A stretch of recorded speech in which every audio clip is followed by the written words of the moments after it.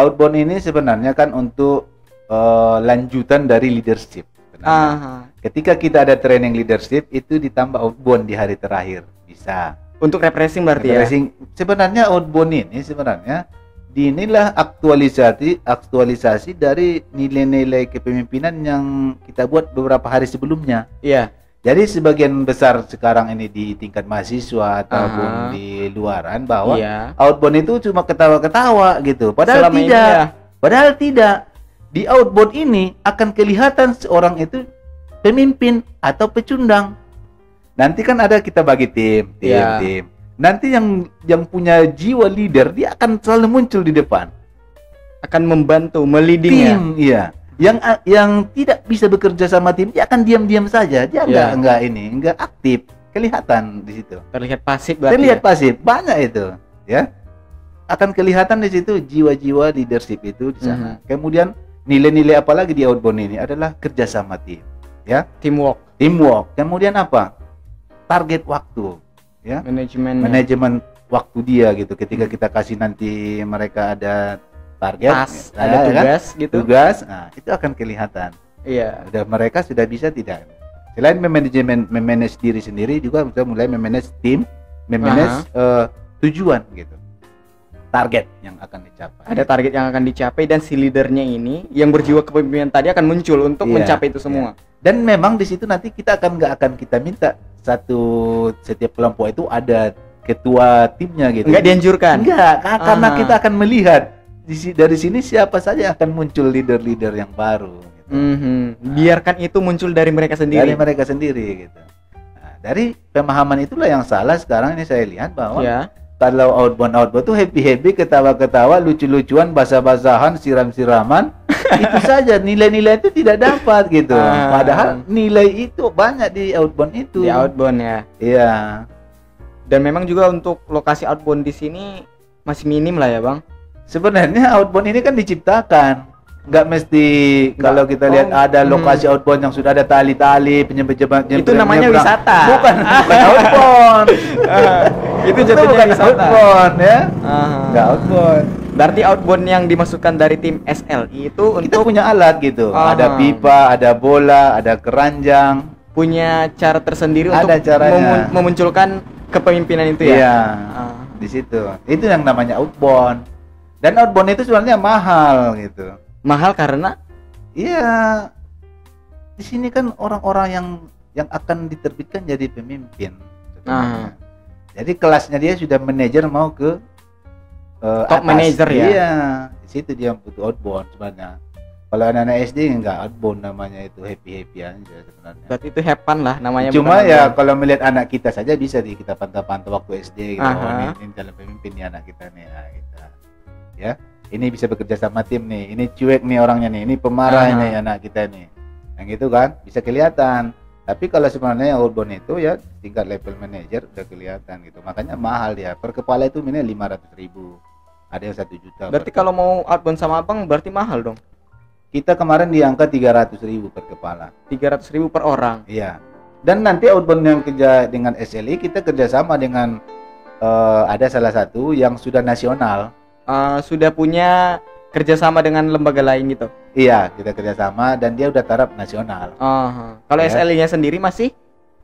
Apakah sudah nasional, Bang? Kita kan fokusnya di Tabaksel ini. Regional berarti regional, kita. Cuma kalau outbound ini kita sudah kerjasama dengan yang taraf nasional. Ya. Kalaupun nanti ada stasiun televisi yang akan melive-nya, itu sudah standar kita punya outbound kita gitu. Kalau di podcast kayak gini mah belum standar lah ya.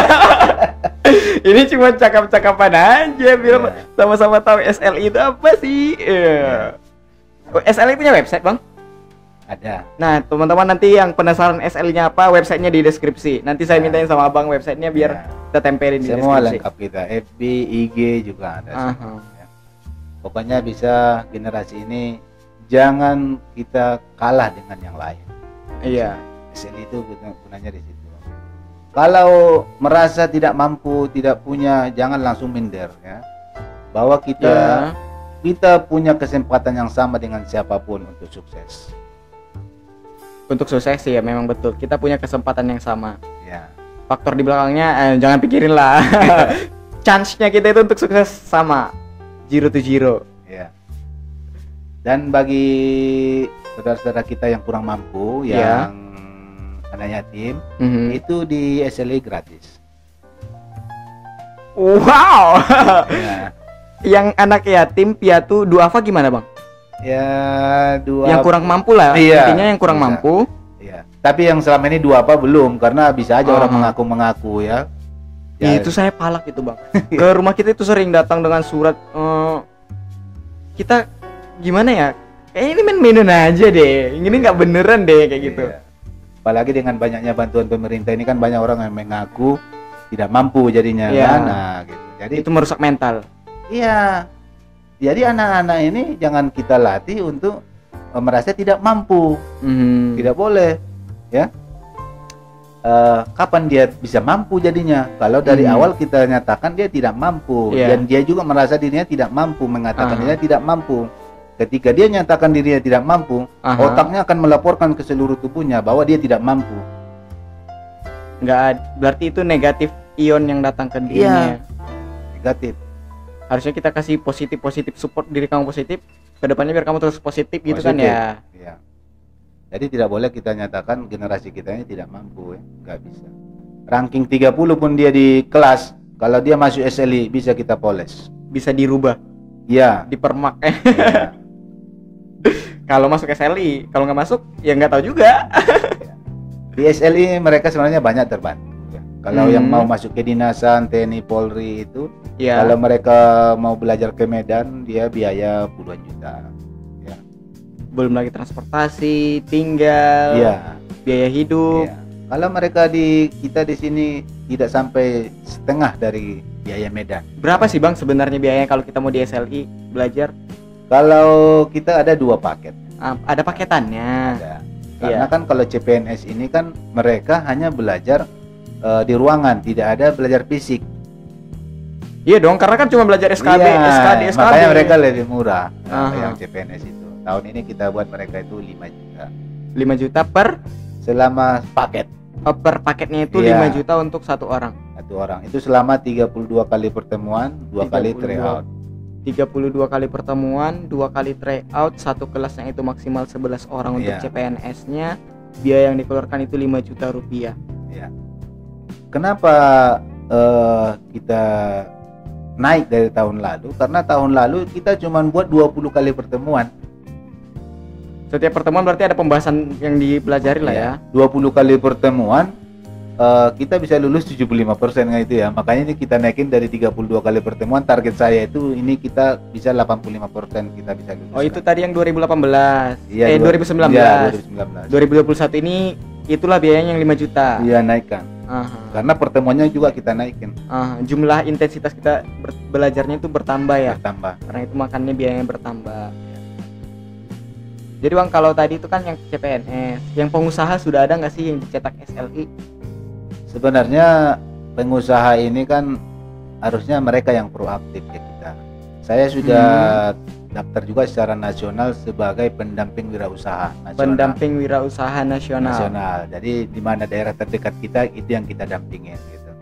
Itu namanya apa bang? Saya sudah lupa yang Apakah sama dengan pendamping keluarga harapan PKH? enggak. Yang ya? ini enggak digaji. Oh, enggak. Enggak digaji. Saya pikirnya tadi karena pendamping pikirnya Enggak, langsung ke situ. Tidak. Ini enggak digaji sih. Cuma kelompok-kelompok orang yang bisa menginspirasi dan mendampingi UMKM kan. Iya. Jadi disuruh kita yang bisa mendaftar gitu ya, tapi nggak digaji ya, saya daftar. Berarti itu datangnya dari abang sendiri untuk Iya. membantu daerah kita ini ya. Ya, jadi umpamanya kenapa usaha-usaha di sini tidak berkembang? Umpamanya. Kenapa usaha kafe, tempat minum kopi, nongkrong itu menjamur gitu kan? Aha. Nah, kenapa setelah 3 bulan dia Tutup. gitu ya? Nah, sebenarnya kan ada ilmunya gitu. Ada yang dia buka rumah makan tapi tidak, pemasarannya nggak tahu untuk kemana gitu. dia tidak membuat target market di awal gitu. Sebenarnya pengunjung dia siapa sih nanti targetnya, harusnya kan kayak gitu. Iya. Makanya dia butuh sebenarnya pendamping seperti kita ini gitu. Iya. Nah, ada buka rumah makan dia nggak pernah soft launching, grand opening juga tidak ada gitu ya. Sehingga dia bisa, saya lihat bisa rugi sampai berapa bulan. Tapi kan untuk melakukan itu semua berarti modalnya besar dong. Sebenarnya ada triknya. Aha. Ada triknya dia. Ketika dia harus ada shop opening gitu kan. Dia bisa buat papan bunga banyak. Walaupun nggak dari orang yang sebenarnya, itu ilmunya ya dia sendiri yang pesanin gitu. Itulah Biar kelihatan mewah, iya, rame. Oh, ini besar nih gitu ya. Padahal uang sendiri. Padahal uang sendiri gitu. Tapi kan ini jadi terbongkar di rahasia pasar itu ya. Rahasia gitu ya. SLI. Udah cakep. Rahasia SLI itu. Usaha bengkel misalnya gitu ya. Baru dibuka, dia belum punya pelanggan. Dia suruh kawannya parkir di situ tiap hari. Supaya kelihatan rame, sehingga orang datang dan kalau sudah rame kawannya nggak lagi parkir di situ. Nah, itulah trik-triknya usaha itu sebenarnya. Ya kan, masuk akal kan? Tapi sih mah kalau triknya kayak gitu saya kurang setuju sih bang. Iya. Karena saya kan tuh belajarnya di ekonomi syariah. Iya. Nah, ada beberapa trik yang memang itu kita nggak dibolehkan. Haram gitu. Iya. Makanya saya kalau itu memang ilmu saya juga untuk ekonomi syariah masih cetek lah ya. Tapi kan karena saya itu belajarnya secara teori, saya merasa yang seperti itu kan butuh pertimbangan lebih lah. Ya sebenarnya kalau suruh orang kawan kita parkir di situ juga nggak ada masalah, kan nggak ada yang dirugikan, nggak ada yang syariat yang salah gitu kan. Kali itu saya belum berani jawab karena ilmu saya juga belum panjang membahas. Itu materinya saya baca itu kemarin, itu namanya Bai'un Najash. Nah, itulah yang saya baca kemarin. Karena sampai sekarang nih bang, walaupun saya sudah selesai buku-buku ekonomi, saya masih kotak-katik di situ. Nah ini juga nih bang, kalau mau donasi buku kita terima loh. Yeah. Karena saya juga butuh bahan bacaan yang banyak lah. Yeah. Saya merasa diri saya ini masih sangat kurang membaca sampai sekarang. Itu dia sih. Sebenarnya kan sekarang banyak bahan sih, nggak usah banyak buka buku juga, kita bisa download, bisa kita searching, bisa kan.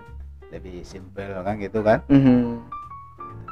Sehingga trik-trik UMKM itu banyak cara untuk mereka bagaimana memulai, bagaimana memasarkan, ya. Target market, bagaimana mengembangkan, membuka cabang. Nah, itu banyak ilmunya gitu. Saya kan pengalaman saya ketika 13 tahun di perbankan ini, saya membina usaha-usaha kecil karena saya usaha mikro. Berarti abang dulu waktu menjadi vice presiden, itu fokusnya ke usaha mikro. Usaha mikro ya. Usaha mikro. Sehingga saya juga tahu apa yang membuat mereka bangkrut juga saya tahu gitu. Karena sudah nyata yang saya hadapi. Sudah ada ya sama abang. Nah, kenapa dia bangkrut? Paling banyak dia ada yang narkoba. Ada orang-orang kita sini. Ya, saya kan wilayah saya Balu, Sumatera Utara ini kan. Ada yang karena narkoba, kemudian beristri lagi, ada yang beristri sah, ada yang tidak sah gitu kan. Sehingga ini kan sudah menyalahi Tuhan kan gitu kan, aturan-aturan Tuhan. Kalau yang tidak sah kan gimana gitu kan, udah dosa gitu kan. Sehingga nikmat itu dicabut sama yang Maha Kuasa gitu kan. Nah, banyak yang membuat mereka bangkrut itu karena dari mereka sendiri gitu. Dari nafsu berarti ya membuat bangkrut.